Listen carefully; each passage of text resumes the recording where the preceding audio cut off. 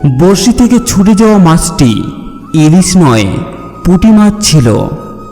জীবন থেকে চলে যাওয়া মানুষটি যোগ্য নয়, অযোগ্য ছিল।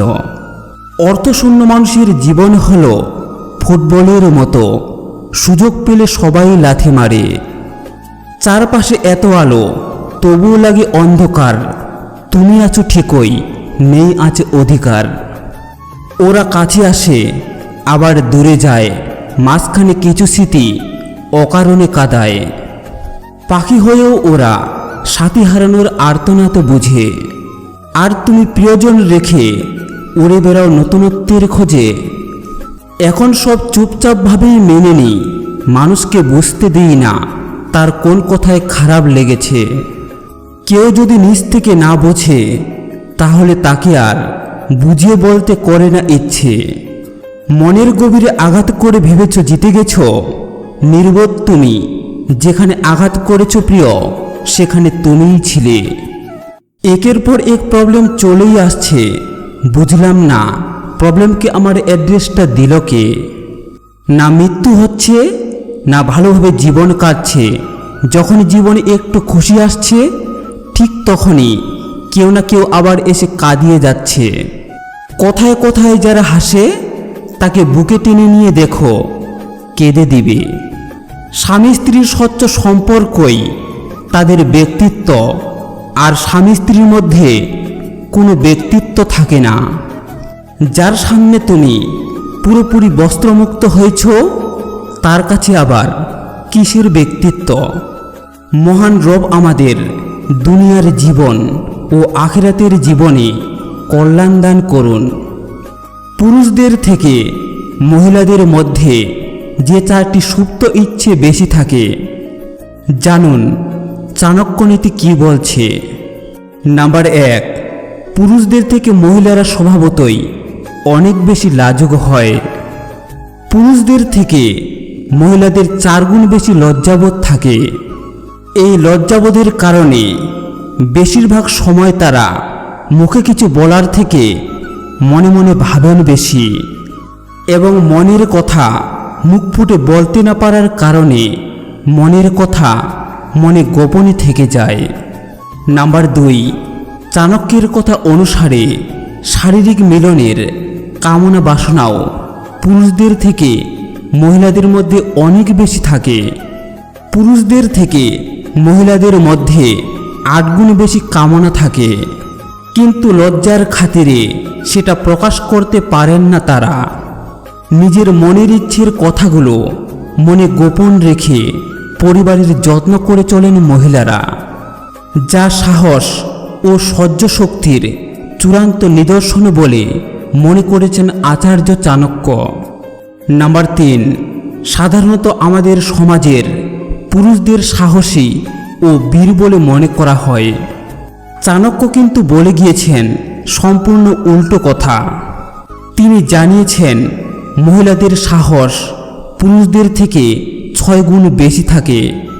বলা যেতে পারে মহিলারাই হলেন সাহস ও শক্তির আধার। নাম্বার 4, চাণক্যর কথা অনুসারে মহিলারা পুরুষদের থেকে অনেক বেশি শক্তিশালী। দৈহিক ক্ষমতা বেশি থাকার জন্য মহিলাদের খিদেবোধও পুরুষদের থেকে অনেক বেশি। একজন মহিলা একজন পুরুষের থেকে দ্বিগুণ খিদেবোধ অনুভব করেন এবং খেতে পারেন বলে জানিয়েছেন চাণক্য। তবে সামাজিক কারণে মহিলারা কম খেয়ে থাকার একটা যুগ যুগ ধরে গড়ে তুলেছেন। নিজের মধ্যের এই খিদেবোধের কথা কাউকে জানাতে চান না মহিলারা। পয়সা হলো অতিথি, আর একতা আমাদের সংস্কৃতি। তাই অর্থের অহংকারে পরিবার থেকে কখনো আলাদা হইও না। বৃষ্টি তো তখনই হয় যখন আকাশ মেঘের ভার সইতে পারে না, আর কান্না তখনই পায় যখন হৃদয় কষ্টের ভার বইতে পারে না। মানুষ দায়িত্ব ভুলে গেলেও অধিকার ঠিকই মনে রাখে। গোপনীয়তা আর মিথ্যা সম্পর্ক নষ্ট করে তুমি যতই যত্নশীল হও না কেন, ধরা পড়বেই। যা আলোতে ঘটে তা অন্ধকারে আসবেই। কিছু স্বপ্ন শুধু স্বপ্নই রয়ে যায়, কিছু কথা না বলাই রয়ে যায়, কিছু ভালোবাসা শুধু ভালোবাসাই রয়ে যায়। অনেক কথাই আমার ভেতরটাকে ভেঙে চুরমার করে দেয়, তবুও এমনভাবে চলি যেন কোনো ব্যথাই আমি পাইনি। বিশ্বাস আর কতদিন থাকবে, শেষ বেলায় বিশ্বাস আর ভরসায় ভরা একটা কাঁধ খুঁজবে। নতুন নতুন সব জিনিস হয়ে মন কাড়ে, পুরনো হলে অবহেলা বাড়ে।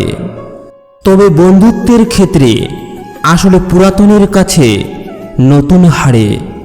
পৃথিবীতে দুটি মানুষের বন্ধুর সংখ্যা সবচেয়ে কম, সত্যবাদীর ও প্রতিবাদীর। অর্ধেক সময় পেরিয়ে গেল জীবনটাকে বুঝতে বুঝতে, আর এখন বাকিটা সময় কেটে যাচ্ছে বাস্তবতার সাথে লড়তে লড়তে। মৃত্যুই জীবনের চূড়ান্ত বাস্তবতা, নিমিষেই সব স্বপ্নকে নিঃশেষ করে দেয়। সুতরাং সুখ শান্তিতে থাকার অন্যতম একটি মাধ্যম হল মৃত্যুকে অধিক স্মরণ করা। তাহলে দুনিয়ার জীবনে প্রত্যাশার চাপে কখনো পিষ্ট হতে হবে না। পাথর হাজার বছর জলের মধ্যে পড়ে থাকলেও তার ভেতর জল কখনো ঢোকে না, কিন্তু মাটিতে জল লাগলে তখনই গলে যায়। যারা বিশ্বাসী তারা হাজার বিপদে পড়লেও হতাশ হয় না, কিন্তু অবিশ্বাসী মানুষের মন সামান্য কারণেই টলে যায়। কাকে দিব দোষ আমি, কাকে করব দোষী, মিথ্যে মায়ায় জড়িয়ে আমি চোখের জলে ভাসি।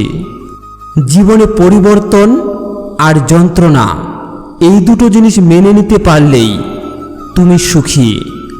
তোমায় সারাদিন ভালো রাখার যতই করি আয়োজন, দিন শেষে বারবার তুমি বুঝিয়ে দাও আসলে আমি তোমার শুধুই প্রয়োজন। যাদের মা বেঁচে আছে নিজেকে গর্বিত অনুভব করো, কারণ মা থাকতে কেউ গরিব হয় না।